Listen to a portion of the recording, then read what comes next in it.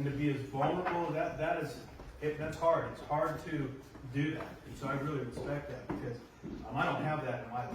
To be able to go really share with somebody when, I'm hurt because, I still have dad, I got a business partner, I got all this. Here, that's not the form to share that. So that's awesome. I'm glad you really shared that. That's cool. So I hope that was awesome. So Sal, you have, how much time do we give Sal? As much as he wants. Okay, there you go. Wow, this is awesome.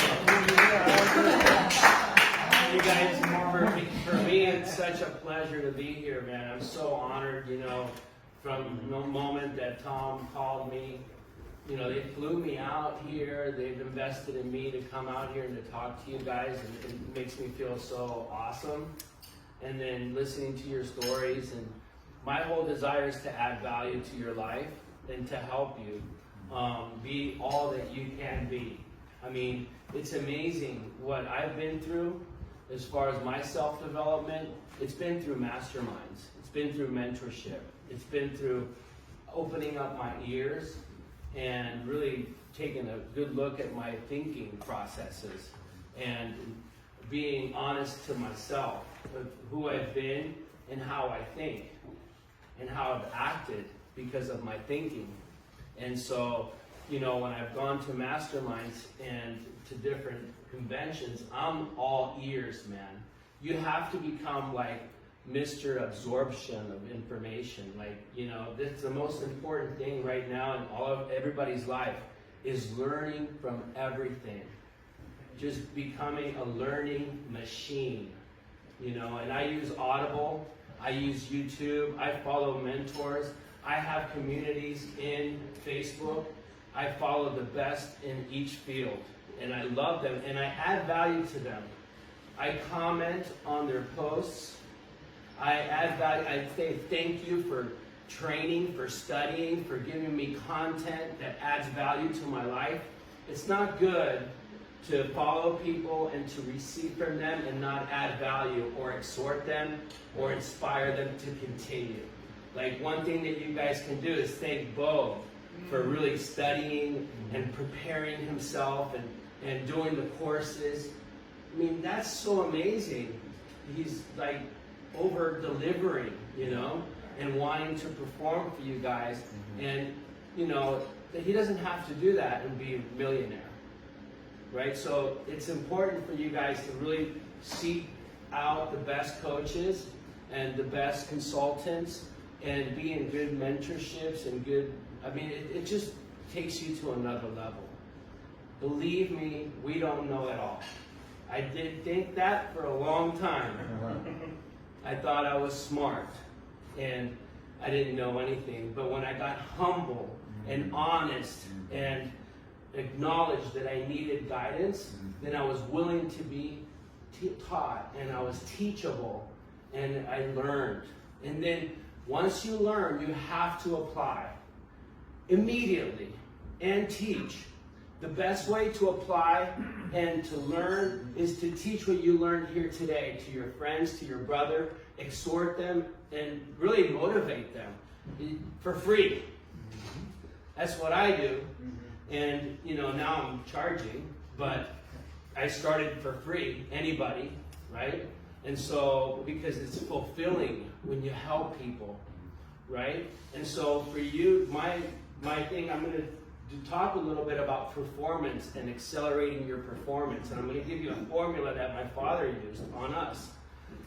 And everything that you're learning here today, if you do not apply it, you will not get any results. If you don't do the work, you will not get any results. You have to put in the work. You have to study it. You have to continue to get educated. You can't spend your time on Netflix or, listening to the Kardashians or something like that. You have to always be educating yourself and taking immediate action of what you learned. Networking is so important. Anytime, you guys should have everybody's phone number. And when he launches a product, you guys should all go there and give him a great review, a 5-star, and help each other grow and launch products together. I don't know if that's legal or not, but Just buy the product and give it, help each other, have a community, you know what I mean? But I know one thing. If you don't apply what you learn, you won't get the results. And you can't blame anybody for that. Okay? So I'm going to go ahead and just give you my story. I didn't know I had a story. I didn't know I had value. I thought I was a piece of shit all my life. Okay? I thought I was the loser and the failure. Where did I get this? Where did I learn that I had value? I had mentors that told me that I had value. I had a guy say to me, Sal, you got to tell your story. The world needs you, man. You got to tell your story. And I'm like, dude, I'm not a guru. I'm not a mentor. I don't know anything. I've been a failure all my. And then this other guy says, man, Sal, that had so much value. And then Beau was the one. He supported me from day one. He asked me to do an e-commerce course with him. And I said, me? And I went to this mastermind, and they were telling me, I told this guy who's like huge, he's an author, best-selling author. I told him, dude, man, I don't like doing videos because my nose is big, I'm losing my hair, I'm aging. And the guy said, man, so I'm gonna punch you in the face. But, you know, I could see where he felt. I could see, you know, because I was losing, I had, you know, I was like losing everything. And I was like freaking out. I was 50 years old. And, you know, not that this is bad. It's just, you know, we go through those processes where the repercussions start happening. And you go, my God. And I hated to do the videos. But he told me it's not about you. You're so selfish that you're not adding value to people's lives because you're thinking about you and who you are and what you want to be. So you got to go out there and do it for others. You know, you're going to impact the world by sharing your message. And I said, man, this guy is so important, so big. But I had to be around him. And I call this strategic influence. Being influenced strategically, being like, knowing who you want to be influenced by. Write that down, please. Be strategic about who you're going to receive information from and what information you're going to receive. You got to be aware of what is false data and what is true data. You can't just be receiving information from everybody. You have to, being in a mastermind, being in a group like this, the most value is we all love each other and we all want to inspire each other to do great things. Why would you want to be with people who don't? Sometimes you got to disconnect from family that is toxic. And it doesn't mean that you don't love them. It just means that you have to go to another level and then you can help them maybe, if they want help. But they have to come to you for help. But help not just providing for them, but help is showing them how to provide for themselves. Right? It's not just providing, it's showing them how they can come, showing them how to think, showing them how to get good coaches, good mentors, get involved in good groups and have good teams, you know, and start networking and start moving forward. Not just giving them what they need to sustain, because it's not sustainable. Do you understand what I'm saying a little bit? Mm-hmm. It hurts because you love family, because you love friends, but you need to be around people that are going to inspire you and help you accomplish your goals. And you need to listen to information. Your mind, listen to this, is the most fertile soil in the world. Everything that you receive is going to become a thought. It's going to become an imagination. It's going to ultimately manifest itself in your life. So if you're just receiving drama, watching violent movies and just bad stuff that doesn't have any value to your life, your results, like I watched a movie, this happened to me like 2 years ago. I watched a movie where it was about doctors and they were the wife was cheating on her husband. I got so jealous, man. I got in my car and I went right after to the hospital where my wife works. I was thinking she was cheating on me, man. You know, just all those feelings, because that's what I was receiving. Jealousy, seeds that are planted in my mind. bring thoughts takes me to actions. So I really believe what information that you receive, you got to be strategic about being influenced by the right people, about what kind of information you're receiving. You're going to see results. Get good books about, good books that'll help you get inspired and will guide you and teach you, okay? All right, so this is all what I've done. I've stopped everything except all I do is listen to good, positive stuff and educational stuff. And all I hang around is successful people. Not that I don't, I can help people that are failing, but I help them by pulling them up. You know what I mean? By being, I used to be, this is what you are. You're like one of those boats that carries a big boat. What are those called? You're a tugboat drowning. You got to be a lighthouse where you're just shining bright, and people that want to follow you will follow you. You don't want to be a tugboat. Just you understand? It won't work. It's not sustainable. So let's get light. Let's get bright. Let's start shining, right? And you'll see how everything else will follow. Okay? So I'm going to tell you a little story about my family, about my father. Slides. Yeah, I got I'm going to do it now. Present. So I didn't know I had a formula. I didn't know anything about my life. I didn't think I had any value until I went to this mastermind. And they told me that my story had value. And they told me your process is your product. I'm like, what does that mean? What's that? Whatever you've overcome, whatever you've done, whatever you've challenges with your experience, that is your product. And I never talked about the Olympics. I never talked about my swimming. Because I didn't win gold medals. So I never thought I was important or that I had accomplished anything. I always looked at my negative stuff.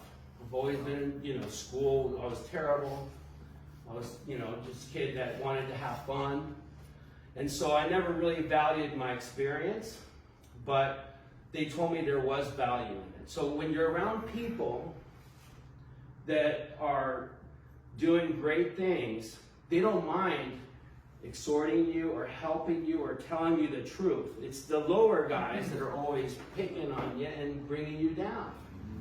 So networking and being around successful people is very important, okay? Because they inspired me to look at myself and to find value in my story. And I discovered I had a huge story. I didn't know it. For 49 years, I thought I was nothing. And all of a sudden, boom. God's been doing for me things that I couldn't do all my life. He's prepared me. He's given me a message.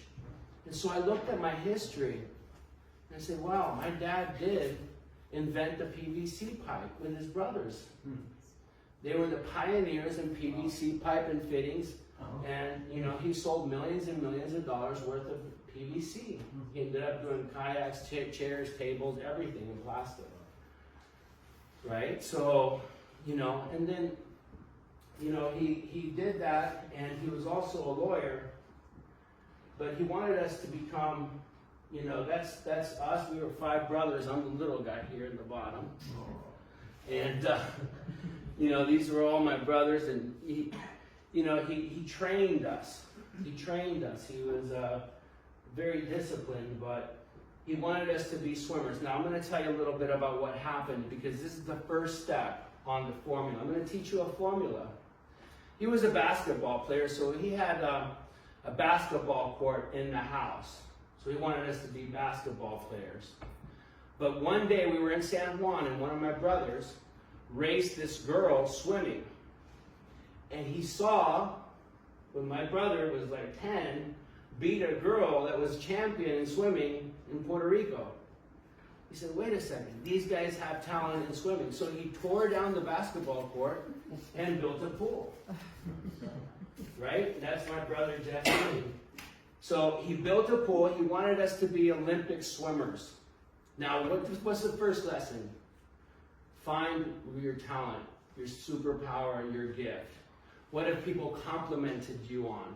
What have you excelled in your life? And she was very smooth, talking, and very pleasant to hear. She's got a talent to communicate, and she's got a heart, you know? And I see talent there. And you're awesome as well. Expressing and teaching. Those gifts are rare, you know? Not everybody has them. But your gift, when you find it, you may be playing basketball and you suck at it, but all of a sudden you get in the water and you're like a fish. You got to focus on being a fish. So finding your unique gift, finding your talent, what you're good at, whether it's sourcing products or selling products or, you know, making brands or whatever it is. Like I have a huge imagination, so I'm good at creating stuff. So he wanted us to be Olympic swimmers. So that's the first lesson, finding out what your talent is and then setting up a big goal. My father wanted Olympic swimmers. He wanted world record holders. So what did he do? Well, he built a pool. That's the first house he built, a pool in the house. This was in 1970 or something. He built that pool right there. That's where we trained when I was 3 years old. I had to swim there. And one thing that he did in that house, he put swimmers on the walls. So you can see the swimmers here. So you put the dream on the walls. So whatever you guys, your talent, once you find your talent, what are you going to do? You're going to get ready to perform in that talent, and you're going to post on your walls, this is what I do, this is who I am. In the Bible, it talks about putting your vision on the columns of your house so that everybody runs towards them. You know, so when you have your vision on the walls, like you can have a big Amazon logo somewhere, or you know, whatever it is, it'll inspire the whole team and the whole family to run that way. This is the direction that we're running. Do you understand what I'm saying? You want to be reminded every day what your goal is. And you want to be reminded that you're a champion and that you can accomplish it. Right? So that's a good way to start. You get ready to perform. So I'm telling you about sports, but this is applicable in anything. When I did trading, I lost so much money. Oh my God, I was the worst trader because I'm like, you know, it's just too emotional, man. And so I'm the worst trader, but I had on the sell high, buy, I had everything on my walls of what I'm supposed to do, but I didn't look at them. So don't trade because that's not my gift. I invest in myself and my education and in others, not in companies that are volatile. So, you know, I'm just saying that when I was doing that, I did put things on the walls that would help me, remind me of my strategies and of my vision at that point. But once I failed hard, I just let go and just moved on to what I'm really gifted at. You'll have failures, but you can't focus on that. You learn from it. You just continue moving forward to what you've been called to do. You can't stop, you can't dwell on the errors, okay? You just don't do that at all. You focus on your gift. Focus on your gift. So he had these, they're still there. That you go to the house right now, it's in Ponce, it's an Airbnb. That's the house, I mean, it's exactly like that right now. I took that picture a couple of weeks ago. It's been there for 40 years or something like that. So, you know, it's pretty cool that I didn't know I had this story. But going to a mastermind, listening, challenging myself to find my story, to define my brand, to define who I am. Really evaluating who I am and what I can do and what I can add value to, like really doing an inventory of myself and my life, and then offering it to people even if I look like a fool. It's worked. People love me. It's really weird. I love them, they love me. That never happened to me before, you know what I mean? I'm vulnerable, I tell you what I honestly feel, and I just tell you my story, and I try to add value. So you need to, you know, really look at who you are what your gifts are. Find out who you are. You guys, everybody has a unique gift and everybody's great. Amazing people. It's incredible how we destroy ourselves by thinking negatively about ourselves. So, you know, put this stuff on the wall. Your vision, where you're headed, okay? That's one of the steps. Now, this is a house in California, Mission Beau. We put the pool there, and we were all swimmers. We were all best swimmers in each category. I had the national record for the 100-meter freestyle, and my brother Jesse was just doing amazing things, and we all were training. So what did he do for us to train, right? What do you do? How can you apply this? So I'm going to go to the next slide. He got the best swim teams. He would literally fly us from Puerto Rico to Mission Viejo, California to join the best swim team. That's what you guys did. You guys are doing the formula. You just got to apply it. Yeah. You guys have come from far away and joined the best team. Yeah. And you're here learning and listening and getting networking and preparing. Mm-hmm. So you're doing the formula. Now, out of all those people, you probably can't notice who I am, but I'm the little black guy in the middle. Right? Dark. That was something that I had. We moved to California. We went to Florida first, and then California. I didn't want to. I was like the only Puerto Rican black kid, So I put baby powder. Wanted to be white, and shit would fall off. It was so hard for me. And then I wouldn't stay still. I had so many problems in school. Oh my God. Overcoming that has been a challenge. It took me a long time. But yeah, you can tell right there I felt different. Oh my God. Right?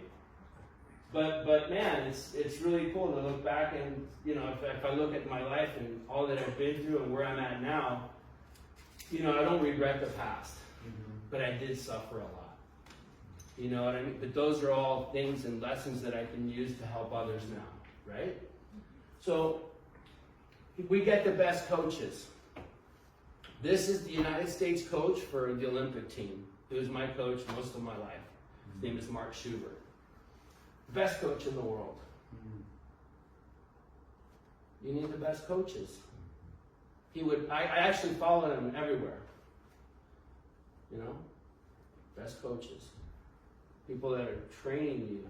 Don't tell you everything you want to hear. Tell you what you have to hear and push you to get to the other level. Mentor you, train you, and call you on your shit. You're not doing what you're supposed to do. Yeah, okay, you haven't started. Well, you haven't started. You haven't called the supplier. It's your fault, Call the supplier today. Don't wait anymore. You got to call the supplier. And then once you call, yes, you called the supplier. You know what I mean? We've conquered something together. And that's how you feel. You feel like when you see your student kicking ass, that's how you feel. But if your student isn't doing anything, you fire him. Because you can't. He can't, no good. So if you want to, it's all on you. You have to perform.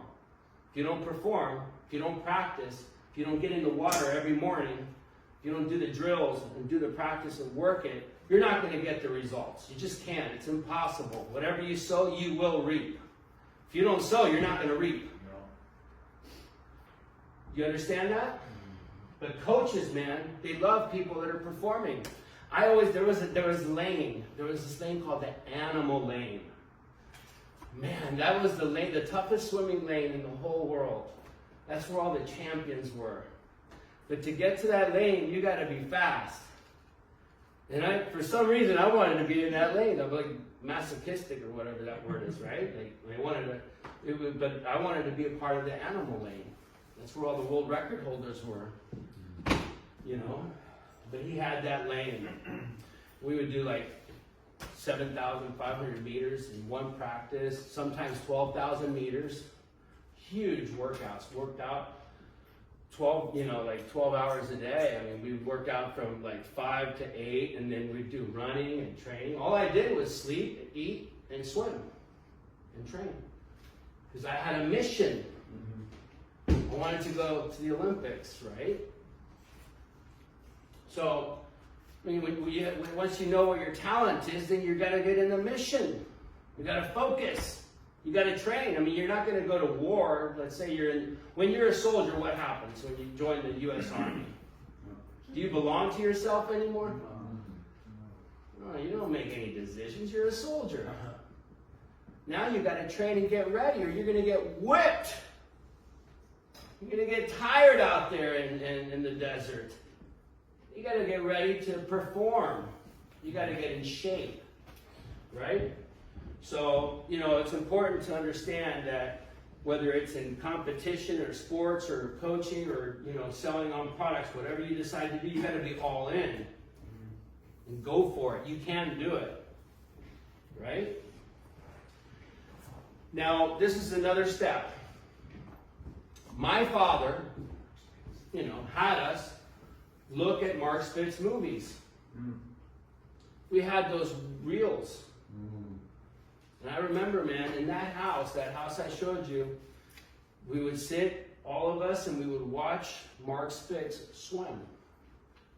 All 5 of us. How he swam, how he dove in the water, how he glided, how he did his stroke. He would explain everything to us. So you follow champions, right? That's the next step. You follow champions. Not only what they say, oh, he's a great speaker. Don't forget about what it's. Look at his email that he sends you. He's selling you shit, right? Right? I mean, you want to learn. You want to look. You want to look at your competitors' campaigns, their funnels. How is this guy selling that product? You subscribe and you see his funnels. How the emails that he sends you. You can find the best people and you look at how they do it. And you got Beau showing you how he does it, right? But you also want to find others and see what they're doing and how they do it. And you just look at you follow champions. Not what they say, but how they do it. So here, we would look at his stroke, his breathing, his gliding, everything. And then we would duplicate it because he was the best swimmer in the world. So I wouldn't follow the drug addict. I followed the champion, right? And there's many people that are successful that I don't follow because I don't like the way they do it. So it depends on your morals, and how you want to live your life. Not everybody has to be a millionaire. Sometimes I struggle with that. Maybe I can just be content with just making $100,000 or $50,000. But what's really, but my thing is adding value. So I'll probably end up making a lot more because I just add value, right? And I love to add value. So I sow that seed, I'm going to reap, right? And it's not about the money, really. It's really about giving value to people and helping people accomplish their goals and their dreams. But here, we would look at that, and then my father had us do a minute of concentration. That's what it was called. He would sit us all down, and every night, we had to do a minute of concentration. He called it un minuto de concentración. So we have to imagine and visualize ourselves competing. Everything from getting on the blocks, listening, I can't even go there, and I'm ready to swim, right? My hair's right now, like if I'm going to compete. Just visualize it, the energy of competing in the Olympics.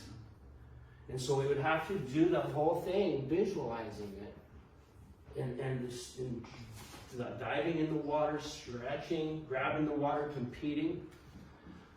One thing that he would do is he would tell us that at the end, you got to pace yourself during the race. I swam the 400-meter freestyle. So he always wanted us to finish strong. And I compare this when I do the exit strategy. When you're building a company, you need to know where your goal is, when you're going to exit.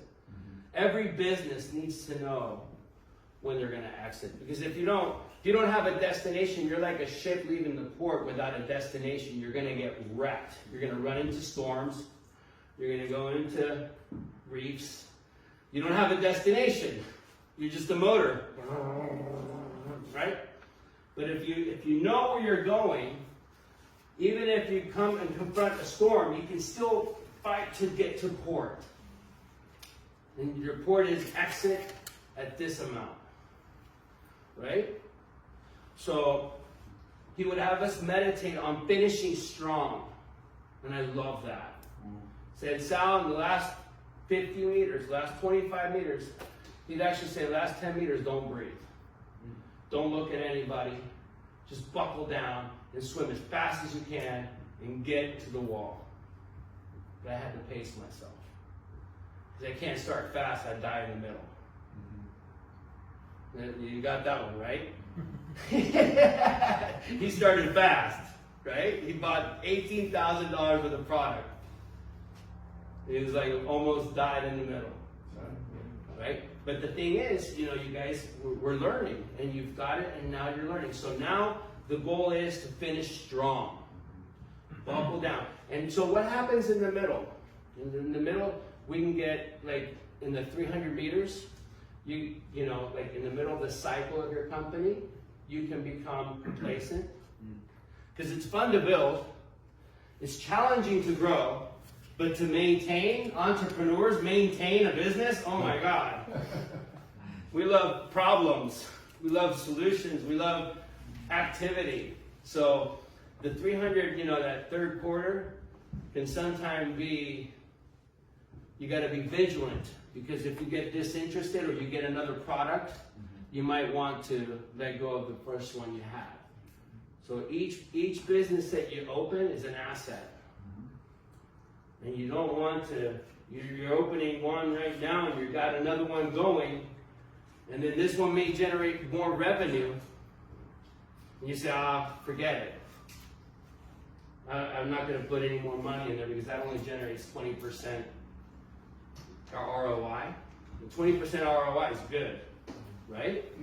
But when you're generating, entrepreneurs, if they're making $1 million, they're happy. And so I run into that all the time. They have one company doing better than the other, they just disregard the other one, which is the stupidest thing I've ever heard.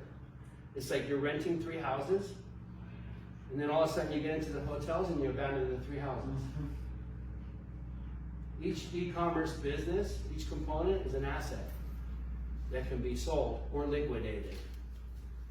A lot of entrepreneurs liquidate instead of selling, which is the stupidest thing I've ever heard. Right? Do you understand how can that happen? Okay. So anyways, I get here, we do the visualization, we look at ourselves, and we actually feel the emotion. Like I just felt it. Like I stepped on the blocks, man. I was ready to compete. And I was just in my mind. It happens to me, you know what? It happens to me when I swim now. Because in the water you float. So I go to work out and I go to the pool and I feel like I'm in training for the Olympics. And there's this mirror when I get out, like right next to the pool, and I see and I go, oh my God. Mentally, I'm like the best guy swimmer in the world. Then I look at the mirror, I'm like 50 and overweight. And I'm like, oh my God. So, but when I'm swimming and floating and imagining competing, I'm that swimmer, you know? And I just get challenged myself to become better and better. It's good to have a good imagination, and it's good to really focus on that positive thinking, right? And so we would wake up early in the mornings. This is a house in Florida. This is like the 3rd house we built a pool in. And these are my brothers. They wake up in the morning and we would have to go to work out in the pool before going to practice. Doing drills. It's us in the pool doing drills all together. So this is important, because it's talking about dedication, it's talking about persistence, it's talking about focusing on your talent, on your gift, on your performance, on getting prepared to perform, on really dedicating yourself. If you do this, you'll be successful. Now I'm giving you the formula. If you apply this formula, you will be successful. There is no doubt about it. But if you don't, you won't, right? Out of 100 people, if they all apply the formula, they're all going to be successful. The problem is, out of 100 people, 70 will apply it. 70%, maybe. That would be a great number, actually. But so M&Ms. My father, we had the goals, right? So he said anybody who wins a gold medal will get a Rolex President, like this one. Anybody who breaks the world record can have any car he wants. Now I was a little kid, so I would get M&Ms. And so during practice, I would train, and if I improved my time, he would throw me an M&M, and I'd be like a little seal. But I love M&Ms. And, it's just part of my life. It's part of my story. And I'm going to reach out to M&Ms and see if they sponsor me. But, it's part of my story. And what's important about this is when you accomplish your goal, reward yourself. Reward yourself. Be proud of yourself. Maybe your wife isn't proud of yourself. It's like, my wife's always looking at my negatives, and I love her still. But, reward yourself. Sometimes we have this problem. We only listen to negative stuff. My wife can say, oh, you're doing so great, I'm proud of you, and I don't listen to it. And she says, this is wrong. And I'm like, don't say that to me. Right? I mean, we only focus on the negative. It's like crazy. It's like we make a mountain out of a little hill. It's like invested $18,000 on a product, and now it's this huge, overwhelming life decision. It's not. The worst thing that can happen is bankruptcy, and that's not that bad. It's like terror. It's not that bad. I mean, we worry so much about nonsense. It's like, ask Donald Trump. He's done it thousands of times, right? He's bankrupt. You shouldn't be fearing anything, really. There's no fear about it. You just move forward, right? So M&Ms, yeah, so reward yourself. Now, that's my brother when he broke the world record. That's how it feels like when you accomplish your goals. He broke the world record in Germany, then he broke the world record. He did it like 5 times. Gold medalist. Yep. The results. He got the Porsche 928. And the Rolex.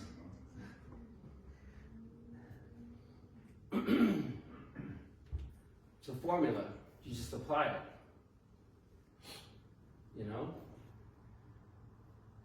Now, just to let you know, 4 of us went to the Pan American Games. 2 of us went to the Olympics. I went to the Olympics, and my other brother went to the Olympics. All 5 of us got swimming scholarships. We were all good swimmers. But how did that happen? We weren't all talented. My brother Jesse was like the most talented. How did that happen? We applied the formula. Now, my father died when I was 8 years old. He died in a car accident. That was like a couple of months afterwards when I was 10. I broke the national record. Look at the competition in the face. I mean, I was like, meet that up. Right? Focused. Performance. I can win. I can make it happen. I've trained. Confidence comes with training and preparing. You know that?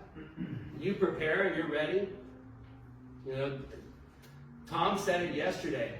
If you're weak at making calls, make 100 calls. I had one mentor tell me, I was like doing deals on the phone and I wasn't making much money. He said, Sal, I'll give it 150% for 90 days. I worked from 8 to 11 at night. I ended up making $25K a month. That was in 2003. And It's all about dedication and action, persistence, finding your niche, finding your gift, and going for it, and believing in yourself, and having the right mindset, being a competitor. So that's a dream come true. That's Brian Goodell broke the world record in a 1,000-meter freestyle. That's me. I was the national champion, and it's called the dream come true. It was the California. It was the float. We went to the Rose Parade. That was back in 70-something. But my father passed away, and I became a lost boy. I quit swimming. And I had so many problems in school. I was kicked out of all the schools. I couldn't stay in school. I couldn't read. I got into the wrong groups. And I became a real big problem for my mom. I was a major problem. Fighting. Getting kicked out, you know. And I was broken. I didn't have a coach. I didn't have a father. I was like lost boy, without a vision, without a mission. But something inside of me said, man, I gotta accomplish my dad's dream. You know, I was 15 and I was becoming a loser.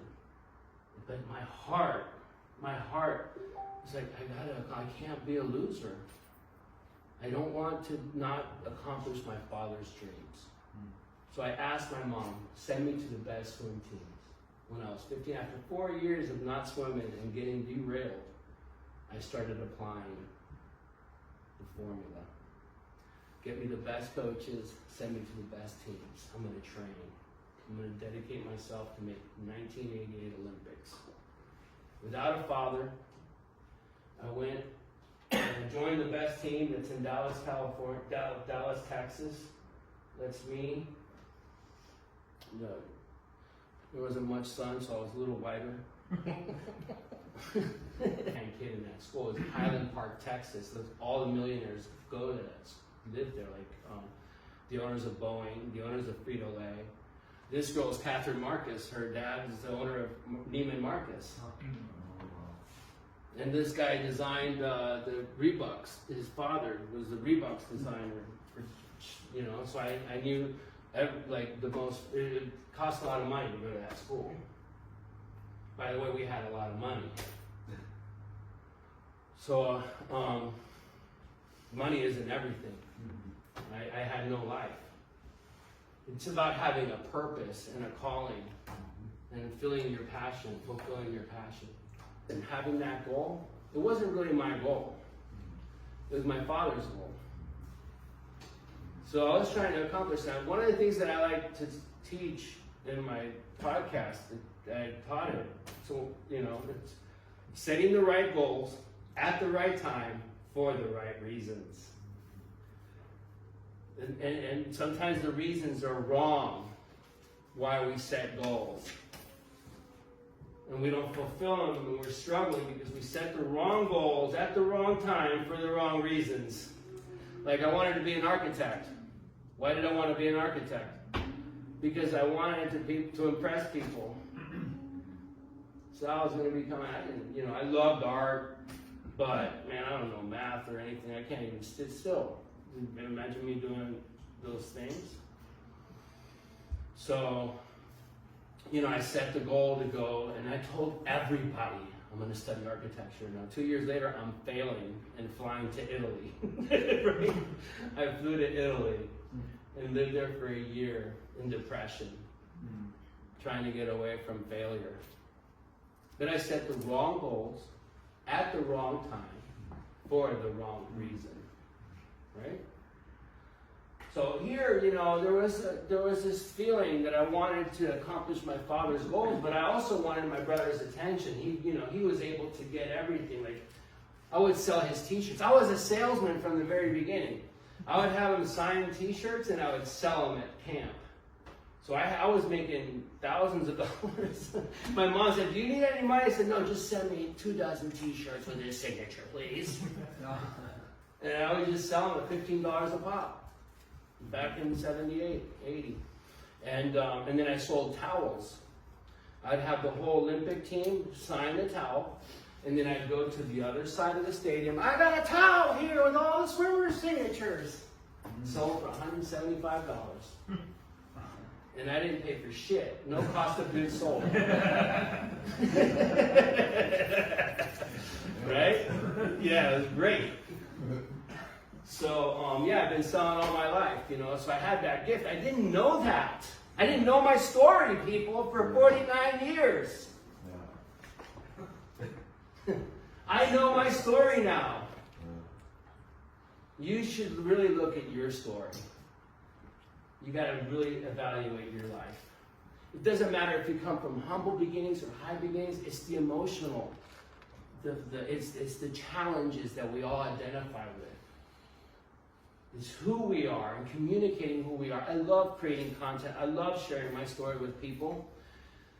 And I'll give you this one. It's not part of what I was thinking, but it's really good. Like my daughter and my family, we create content all the time. When we're home and Thanksgiving or Christmas, I like to do videos. My daughter's like, Dad, why do you want to work and do content? I said, creating content is not work.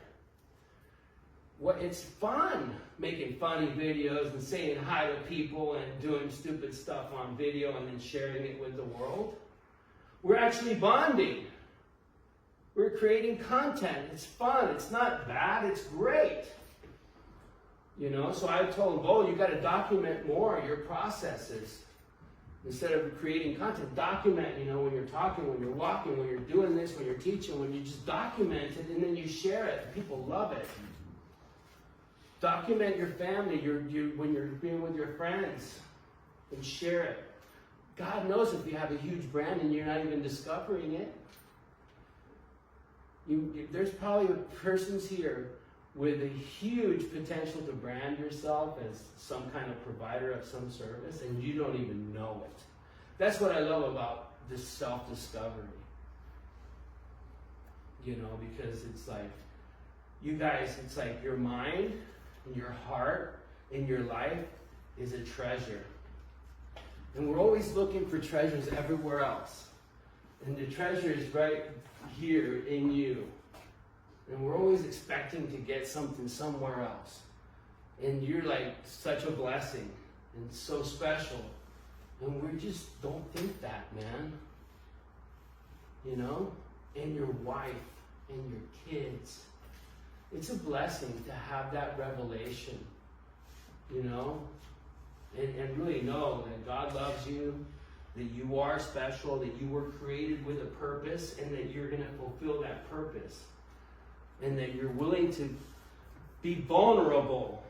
You know, you're willing to step out the comfort zone. I think Tom was sharing about the comfort zone. Who was it yesterday? Steve, that comfort zone. Oh, I don't want to do a video, I'm ugly or this, you know. So, come on, beat you in the face. You're beautiful. You're smart. You're intelligent. You have the capabilities to do anything that you are determined to accomplish. All you need is the determination and the vision and knowing that you can accomplish it. And so this is what's waiting for you when you accomplish it. Are you really going to fear your way out of not getting this? Are you really going to let something stand in the way from your success and becoming who you really are? Are you going to let TV and other people's opinions? I didn't post stuff on Facebook because I didn't want my brothers to criticize me. They know too much about me. They think I'm, you know. I don't post because I'm thinking what this guy may think. Because I made a mistake 10 years ago. And now I'm going to be a guru. And thinking like that. I said, you know what? I don't care what anybody thinks. I want to add value to somebody today. Right? And just go out there and do it. And I think it was Tom, you talked to me about Jesus, right? Or was it somebody talked to me about how, somebody talked to me about how all, and I'm not saying Christianity or anything, I'm just saying that somebody, I don't know if it was Steve, he said his family hated him. Nobody believed in Jesus. But he stepped out there with faith and talked about the kingdom of God. In spite of everybody attacking him. You know, I'm just using that, not because I want to get religious on you, but I just want to give you an example of having the courage to be who you are and stepping out and being who you really are, your authentic self to the world. The world needs to hear your story. Why would you go through life without sharing your story with the world? Why would you go through life without impacting people's lives? Don't waste your time. Impact people's lives with your gift. Okay? Become a champion. So, Lost Boy ended up in the Olympics in 1988. That's me right there. Went to the finals. And, you know, there it is. I was better looking at, you know, abs and everything. And, you know, just wanted to share that. So, let me go back here.